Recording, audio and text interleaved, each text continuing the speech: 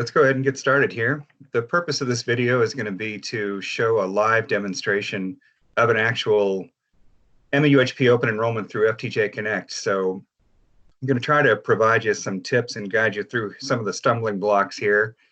And it's going to be a little bit long, but we'll get through this pretty quickly actually. So when you go to enroll, this is the first screen that you'll see. So put in your username and your password. Username should have been provided in an email. It's a 3-digit district code followed by first name, last name, and the same password that you've used in years past. If by chance you've forgotten your password, go ahead and click the Forgot Password link, and it'll take you to a place where you can correct that. But if you know your username and password, then just click Log In, and that will actually take you to the screen where we can start our enrollment. And I got to switch tabs here, but let's go ahead and see what that's going to look like. And this will take you to the landing page where you'll see this Start Your Enrollment button. And a couple of things I want to discuss right here real quick. This is open enrollment, so this is a time of year when you can make any changes to your plans and who you cover on those plans. So none of this will take effect until July 1st, but we've got to go through the open enrollment now at this time of year every year. And then the other thing I want to remind everybody, if you are eligible for benefits, you've got to complete this open enrollment. So even if you are going to waive all of the benefits offered to you, you have to complete this open enrollment. And I'll show you in just a moment how we go about waiving benefits if that's what you want to do. There's a couple, it's really pretty straightforward, but you will have to complete an open enrollment if you're eligible, even if your intention is to waive. We've got to get a record of everybody going through the open enrollment. So let's go ahead and click Start Your Enrollment. We're doing a fictional person here. This is Marietta Test. Take a look at your social security number, your birth date, take a look at your address, make sure that's all current. And we want you to go ahead and put an email address in here. The reason for that is not so we can send you any solicitations or anything like that. At the end of this enrollment, you'll have an option to go ahead and email yourself a copy of the confirmation report. That way you can print out a copy or flag it in your email and always have that. So go ahead and put an email address in there. And then this is one part that sometimes trips people up. You got to make sure and click that I agree button down there. It's kind of hidden at first before you can click on continue. And the next thing we're going to do, verify all the information for any of your spouse or dependents information in here. If you need to edit those, if you see a mistake on a birth date or a social security number, go ahead and click edit. If you need to add any dependents, you'll click right down here. And same thing here, you got to scroll down. Once you verify all that's accurate and correct, we're going to click I agree and then continue. And this will take us into the actual enrollment screens where we've got to make all of our choices and record all of our decisions. So this is the screen that you'll see next. And you'll see out here, all these different modules have a gray icon. Our goal here is to work through all the modules. And once you turn them green, like this basic employee life, all of them will go to green. Then you'll be able to continue and finish your enrollment. So we're going to start with the medical. You'll click on View Plan Options here. And this is where you can check if you want to add anybody else to your health coverage. Right now, we're just going to stick with Marietta. And we're going to go ahead and click Continue. And here it's going to show all the different options that are available at this school district for Marietta. And when you get into this portion, it may not show the exact same options. Obviously, school districts within the MEUHP have the opportunity to offer whatever plans they choose. These happen to be the ones that are offered to Marietta. And you'll notice here the cost for these. This is your cost per month for any of these plans after the board paid contribution is taken into account. And Marietta is fortunate enough that we've got 2 plans that are still fully board paid, but we're going to go ahead and select this HSA 2800. Her cost is $15.73 per month. So we go ahead and hit select there. That's the plan she's chosen for herself. She's covering just herself. And then it'll take us into a new screen. You guys haven't seen this one before, but this is just a little quick questionnaire to make sure that you are qualified to actually have a health savings account. So the goal here is to answer all these questions no. If that's the case, then you're eligible for a health savings account. So the first question, are you covered by another health plan such as an HMO or PPO? If you have secondary coverage that is an HMO or PPO, you've got to answer this question yes. So that would include TRICARE, those other types of health insurance coverage, but we're going to say that we do not have any other health insurance coverage. We're going to click that one, no. Are we enrolled in Medicare? No. Can you be claimed as a dependent on someone else's? Are you claimed as a dependent on someone else's tax return? No. So if you answer yes to any one of those questions, it'll automatically waive the health savings account portion of this, but we answered no, so I can show you next the HSA, the health savings account portion. So this is where you're going to enter your voluntary contributions. I will note that if you are fortunate enough to have a board paid health savings account contribution, you've got to click in here at view plan options and go grab that board paid contribution. So here's a review again, same questions, just trying to make sure that you know whether or not you're eligible to have this actual savings account. And down here, if there were a board paid contribution, that would show up right here. For Marietta, we actually don't have a board paid contribution, but we're going to say she wants to make a voluntary contribution of $25 per pay period. It will show you your maximum eligible contribution down here, depending on whether you have individual coverage or family coverage. We're going to say $25 per pay period and click continue. And that'll move us through. And you can see right here, we've turned several of them green already. EAP, this one you don't have to do anything on. It's already been selected for you. This is included in your health insurance. This is just simply a reminder about the Employee Assistance Program. And the thing that I do want to specifically remind you of on that is that these employee assistance benefits, it's life resources, primarily counseling. Those are available to anybody in your family, even if they're not on anybody in your household, I should say, even if they're not on your health insurance. So just be aware of that. And then we've got to go make decisions on our dental and vision. And again, if you're fortunate enough to have board paid dental or vision, you've got to go ahead and select view plan options and grab those benefits.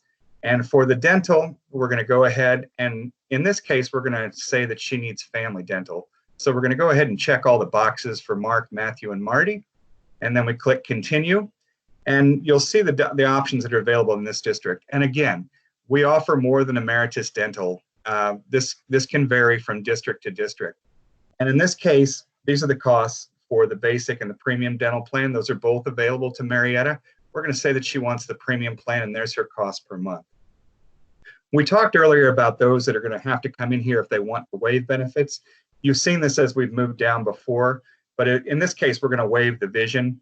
And this would apply to the health or the dental, any of these. If you choose to waive it, you don't have to go into here. You can just click waive this benefit. So we're going to say that she doesn't need the vision. And then this is another one that's automatically completed for you. If you have board paid life insurance, that'll show up here. In this case, Marietta has $10,000 of board paid life insurance. You'll see that it is board paid. There's no cost to her. And there's nothing more she has to do here. That automatically comes in if you are eligible for benefits. And then we get into the voluntary life insurance. This is an add-on. This is something that you can voluntarily add coverage on, and it would be automatically payroll deducted. So you have the opportunity to do life insurance for yourself, a child, a spouse. And then we can also add an accidental death and dismemberment policy for an employee, child, and spouse. This is something that's typically bundled together with this voluntary life insurance. In this case, we split them apart. You can enroll in one or the other or both. And in this case, we're going to go ahead and enroll her in some voluntary life insurance. This is through Unum. And there's a couple of unique things about this year that you have to be aware of. This year, as it was the first time it was offered at your school district, they are reopening the guaranteed issue offer. So what that means is anybody that is eligible for this Unum voluntary life, if you've already got it, great.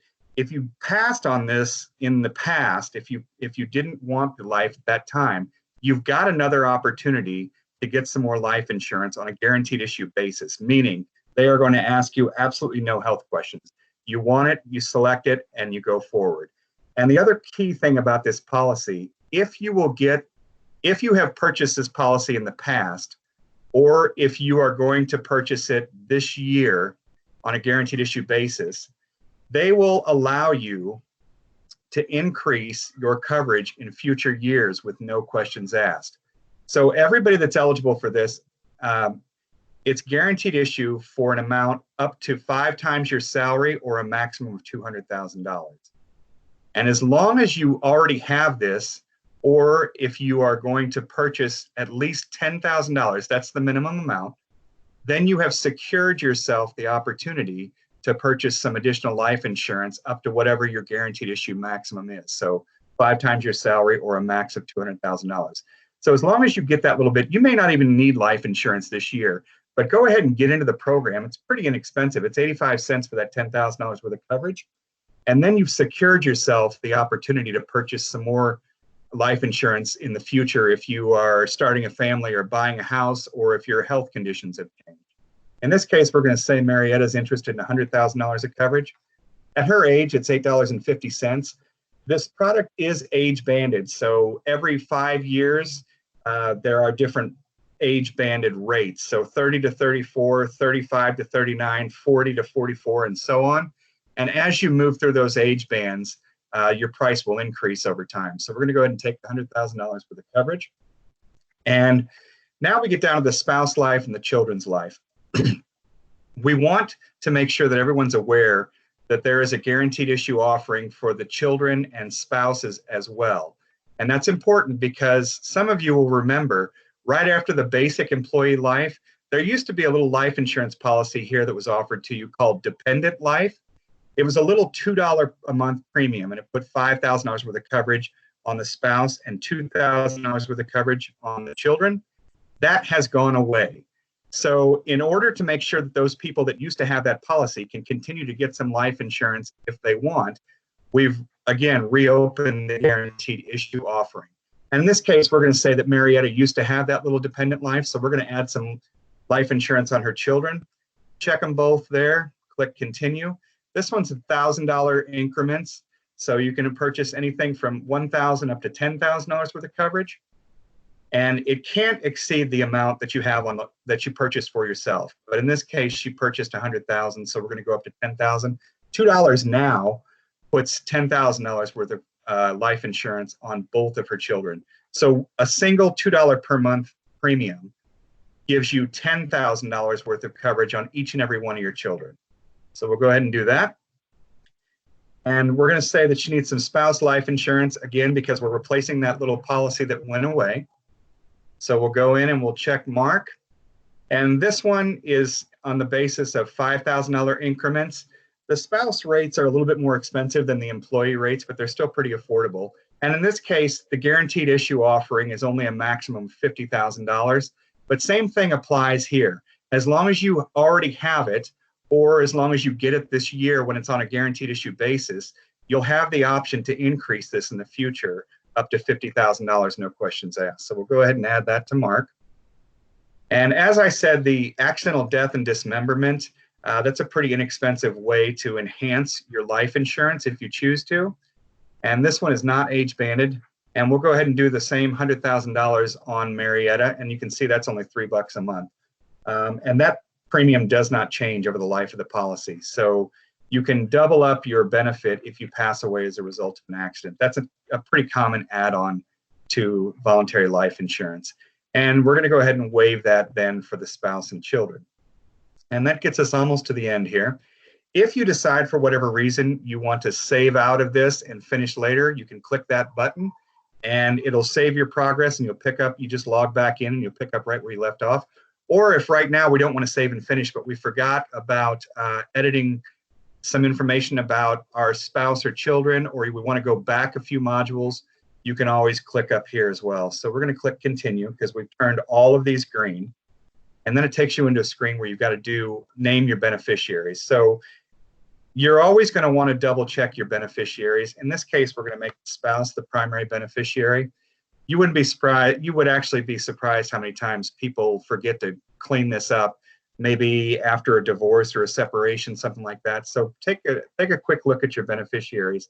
You do have the right to name a secondary beneficiary if you choose. You don't have to, but you certainly can. And in this case, we're going to name Matthew the secondary beneficiary. And the reason I chose Matthew as 100% and not 50-50 between both the children, Matthew, in this example, actually is a legal adult. He's 18 years old. Marty is only 13 years old. So we want to make sure and leave the life insurance proceeds either as a primary or secondary beneficiary to legal adults. If you name a minor child as a beneficiary in a life insurance policy, it gets tied up in the courts for a little while. So it just makes it more complicated. Leave it to a legal adult. In this case, that's Matthew. So we're going to do the same for all of her policies. This is her extra life insurance that she got. Mark, as the spouse, is the primary beneficiary, and we're going to make Matthew the secondary beneficiary. And we're going to do the same thing on her accidental death and dismemberment policy that she purchased. So we'll go ahead and update all those, and then we'll click continue. And this will take us to a final confirmation screen. We're just going to review everything that you've done before you put your signature on this. So as it stands right now, she's obligated herself to $172.13 in premium each month. And how we got there is the medical insurance, HSA 2700. There's the cost to her. There's the amount the board's paying. So that's shown now on there. But this is the actual cost to her each month. She's covering just herself. She waived that coverage on her dependents. Health savings account, remember that she's going to do $25 a month. Again, if you were fortunate enough to have a board paid contribution, that would show up right there. Employee assistance program, simply a reminder about that. Dental, there's the cost. We're going to do family coverage on that one, so everybody's got a green check mark next to them. Vision, remember we waived. Here's the board paid life. We didn't have to do anything on that. There's the cost to the district, but your cost is nothing. And then we did sign up for the extra voluntary guaranteed issue life insurance for herself, her child, and her spouse. And we did add on a little bit of extra accidental death benefits to just the employee, and we waived that on the child and the spouse. And get all the way down to the bottom here, and if you agree with all of that, you can check that box there. That basically serves as your electronic signature and says you agree and you're finished with your enrollment. And then we click complete enrollment. And then we're done. So we've completed the enrollment, and now you have the opportunity. This is what I was referring to before. If you're at home and you want to print off a hard copy of it, you can certainly do that. Most people will choose to email a copy to themselves, and they've got a paper trail of it that they can print off, but they've also got a record for it. So that's the last thing you want to do. You can save out without doing either of those. The last thing I'll tell you, so that completes your enrollment. If you decide that for some reason you've completed your enrollment, but you want to change something, now you want to add some life insurance to your spouse, this is what it'll look like. You just log back into FTJ Connect, and now instead of start my enrollment, it says change my elections. So you'd simply click there and then work through whatever changes you want to make. And this will be available to change your elections as through this date up here. Whatever your district has set for the time period that open enrollment is available, until that open enrollment closes, none of your selections are final. So if you decide that you need to make some edits, you just log back into FTJ Connect and click on that button there to change your elections. And if you do have any questions on this, we're going to be here to support you all. Obviously, we have to do this all electronic. We can't do anything face-to-face this year. But remember, throughout here, there's been some phone numbers posted here to get some help. There's an email address that is monitored. You can email questions, or always feel free to give your regional director a call. We're going to be here to help you guys enroll. We're not just going to throw you to the wolves. We're going to do everything we can to help you get through this. And I think most of you will find this is an easy process. So thank you very much for your attention. And thank you for going through the steps with me. And again, good luck on your open enrollment, and we'll see you later.